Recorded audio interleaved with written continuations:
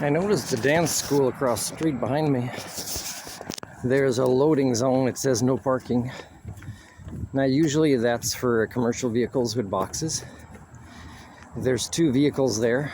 One no driver, one a driver. And I saw a lady with a black minivan drop off her daughter to go in. The shortest path between those two cars for her to get out the door to the stairs. But she stopped in the road. And what she doesn't know, and if nobody's educating them, like in the newspaper or the RCMP or ICBC, road test examiners, somebody wants to write an article and will publish it in the paper, is there's a yellow curb in front of those two cars in the no parking loading zone.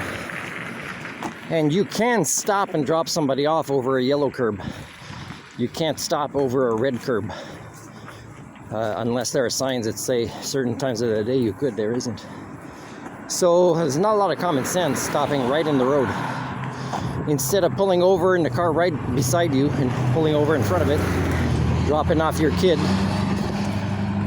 and then pulling out. And it's upsetting that the bus driver that got a job that I didn't get still has so little care and concern to help the community members with their things. I'm doing it.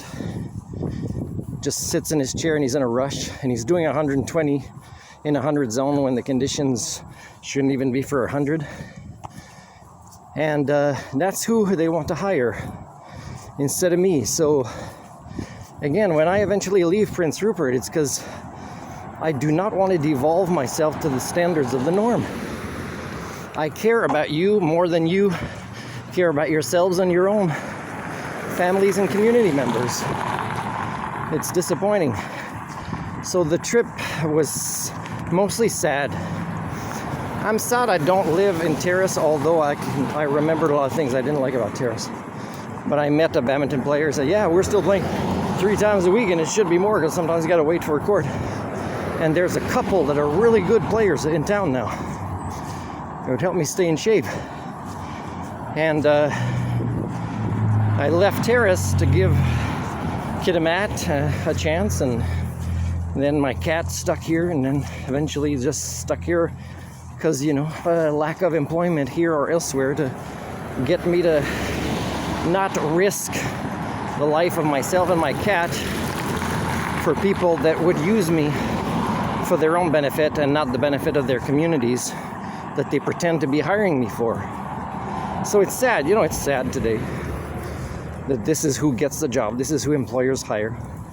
It was nice that the lady I went with, she kept track of the sitting in the front. I was in the back of the speedometer, and when the driver was putting fuel, yeah, he cared just minimally.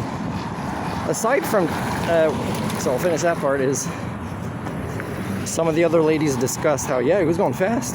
Good for you for telling him to slow down. But the thing is you should all say, right? Because then he would make an adjustment. Because I told him something and he didn't make that adjustment. He's following cars even closer on the way there, and it was heavy rain with hydroplaning. But when he pulled over to pick us up, he was less than 2 feet with his mirror of a guy walking that didn't know he was coming behind him. So the guy just would have had to do one step to the left to cross the street at that point, which a lot of people do, and would have been nailed by his mirror coming to pull over really fast last minute, and close enough that both of his tires were touching the curb front and back, which is not good for the tire. But this is who it gets hired, and it's not even an indigenous person.